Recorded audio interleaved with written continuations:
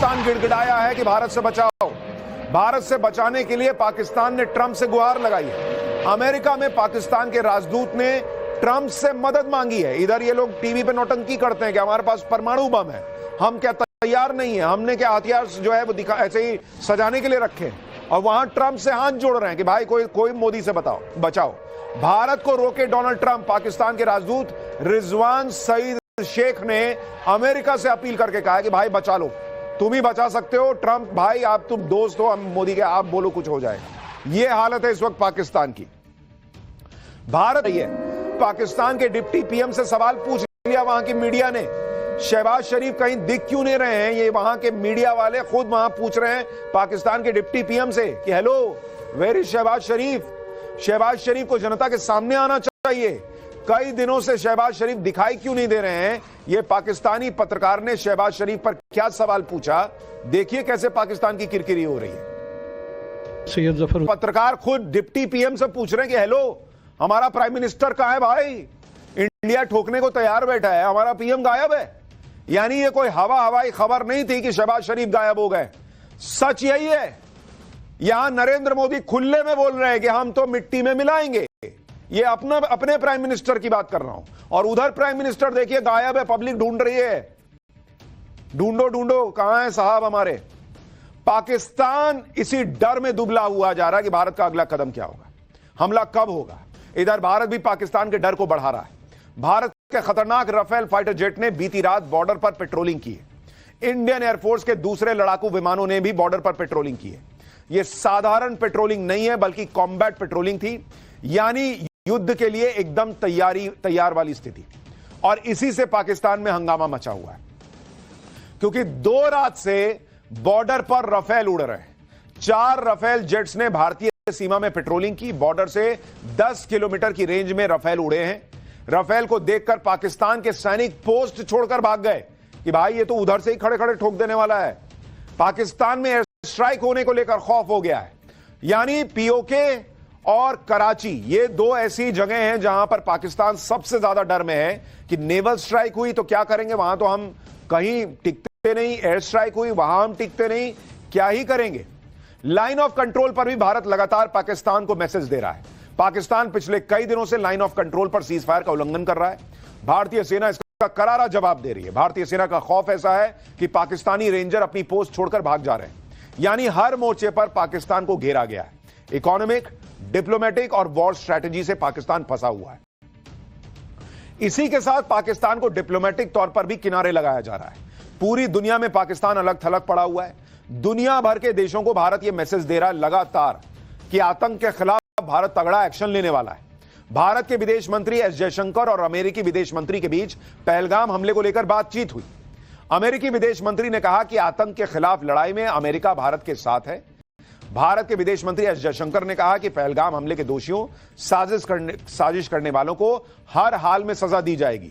यानी यह नहीं कि अमेरिका के विदेश मंत्री से बात हो रही है तो एक बार सोच लें कि क्या करना नहीं करना। उनको भी बता दिया कि हेलो बॉस, सजा तो हम देंगे, उसमें कोई इफ एंड बट वाली स्थिति नहीं है। यानी भारत ने अमेरिका को भी क्लियर मैसेज दे दिया है कि पहलगाम के मामले पर भारत पीछे नहीं हटेगा। जो भी इस हमले के पीछे हैं उन्हें जमीन खोद कर लाना पड़े तो जमीन खोदी जाएगी। पाकिस्तानी आतंकियों को सबक सिखाने के लिए मोदी सरकार हर लेवल पर जबरदस्त काम, लेकिन आतंक के खिलाफ इस लड़ाई में पीएम मोदी की टीम के अहम 4 लोगों की बड़ी भूमिका है, जिनमें जो पीएम के फैब 4 हैं, गृह मंत्री अमित शाह, रक्षा मंत्री राजनाथ सिंह जिन्होंने बड़ी जिम्मेदारी निभाई हुई है, लगातार आर्मी चीफ से बात करना, नेवल चीफ से बात करना, एयरफोर्स के चीफ से बात करना। रक्षा मंत्री लगातार एक्टिव है। विदेश मंत्री एस जयशंकर वो डिप्लोमेटिक लेवल पर जो है दुनिया के सामने भारत का पक्ष मजबूती से रख रहे हैं। और एनएसए अजीत डोवाल वो लगातार क्या स्ट्रैटेजी बननी है, कैसे एक्शन होना है, इस पर काम कर रहे हैं।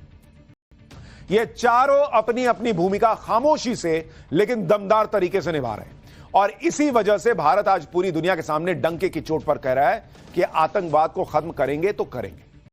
और पीएम मोदी की यह टीम तेजी से काम कर रही है। आज ही रक्षा मंत्री राजनाथ सिंह ने अमेरिकी रक्षा मंत्री से बात की। रक्षा मंत्री राजनाथ सिंह ने अमेरिकी रक्षा मंत्री को कह दिया कि पहलगाम हमले में अमेरिकी रक्षा मंत्री ने पहलगाम हमले में मारे गए निर्दोष नागरिकों के प्रति गहरी संवेदना जताई। अमेरिकी रक्षा मंत्री ने यह भी कहा कि अमेरिका भारत के साथ खड़ा है और आत्मरक्षा के अधिकार का, भारत के आत्मरक्षा के अधिकार का समर्थन करता है। साथ ही आतंकवाद के खिलाफ भारत की लड़ाई में अमेरिकी सरकार के मजबूत समर्थन को दोहराया। यानी रक्षा मंत्री राजनाथ सिंह ने जो अमेरिका के रक्षा मंत्री को बातें बताई, जो पाकिस्तान के खिलाफ सबूत बताए, जो भी उन्होंने बातें बताई, उसका इंपैक्ट यह रहा कि अमेरिका भी कह रहा है कि हम आपके साथ खड़े हैं बॉस, हम आपके साथ हैं, जो करना है कीजिए। अब आप समझ लीजिए कि भारत किस लेवल पर पाकिस्तान को घेरे जा रहा है। और यह कोई छोटा मोटा खेल नहीं है, यह हाई रिस्क फैसले हैं जिनको लेने से पहले बहुत सारे बॉक्सेस पर चेक मार्क करना पड़ता कि ये हो गया कि नहीं, ये हो गया कि नहीं। लोग सोच रहे हैं जैसे मैगी बन रहा है, अरे 2 मिनट हो गया अभी बना नहीं। अरे बॉस, अटैक करना है किसी पर, सबक सिखाना है किसी को, सब तरफ से चीजें जो है वो करनी पड़ती हैं। पीएम मोदी और उनकी टीम यही कर रही है। यानी सिर्फ डिप्लोमेटिक एक्शन से ही पाकिस्तान घुटनों पर आता दिख रहा है, जबकि अभी तो असली धमाका होना बचा हुआ है। क्योंकि पर्दे के पीछे जो खेल चल रहा है उसके बारे में तो लोगों को कुछ पता ही नहीं। पीएम मोदी को डे टू डे काम करते देख लोग हैरान हो रहे हैं कि पीएम मोदी के मन में चल क्या रहा है। विपक्ष के नेता तो सवाल उठा रहे हैं कि क्या पीएम मोदी पहलगाम को भूल गए, क्या एक्शन क्यों नहीं ले रहे हैं। अगर आप भी ऐसा सोच रहे हैं तो आपको 3 घटनाओं के जरिए बताता हूं कि पीएम मोदी के काम करने का स्टाइल क्या है। और जब पीएम मोदी इतने रिलैक्स दिखते हैं, इतने चैन में दिखते हैं, तो सामने वाले का चैन छीन लेते हैं। उदाहरण से समझिए, साल 2016 में उरी आतंकी हमले का बदला लेने के लिए सर्जिकल स्ट्राइक की गई थी। 18 सितंबर 2016 को उरी में सेना के कैंप पर आतंकी हमला हुआ। इसका बदला 28 सितंबर को सर्जिकल स्ट्राइक के तौर पर लिया गया था। सर्जिकल स्ट्राइक से पहले पीएम मोदी बिल्कुल सामान्य दिख रहे थे। 26 सितंबर को पीएम मोदी ने CSIR के प्लैटिनम जुबली फंक्शन का उद्घाटन किया था। 27 सितंबर को पीएम मोदी ने माता अमृतानंदमयी के 63वें जन्मदिन पर संबोधन दिया था। 28 सितंबर जिस दिन सर्जिकल स्ट्राइक हो रही थी, उस दिन पीएम मोदी ने प्रगति प्लेटफॉर्म के जरिए लोगों से बात की थी। यानी दुनिया के सामने पीएम मोदी बिना किसी तनाव के, बिना कोई लोड लिए रोजमर्रा का काम करते दिख रहे थे सर्जिकल स्ट्राइक के पहले, जैसे आज दिख रहे हैं। लेकिन अंदर ही अंदर पाकिस्तान के आतंकियों के खिलाफ सर्जिकल स्ट्राइक की प्लानिंग एग्जीक्यूट हो रही थी। उरी में सेना के कैंप पर हमले के 10 दिन के अंदर पीएम मोदी ने बदला लिया था। इस दौरान किसी को भनक भी नहीं लगी कि पीएम मोदी क्या प्लानिंग करके बैठे। इसी तरह से 2019 में पुलवामा हमले के बाद पीएम मोदी ने किसी को पता नहीं लगने दिया था कि उनके मन में क्या चल रहा है। पुलवामा हमले के 12 दिन के अंदर भारत ने बालाकोट में आतंकियों के ठिकानों पर एयर स्ट्राइक की थी। उस समय भी पीएम मोदी रेगुलर तरीके से ही अपना काम कर रहे थे।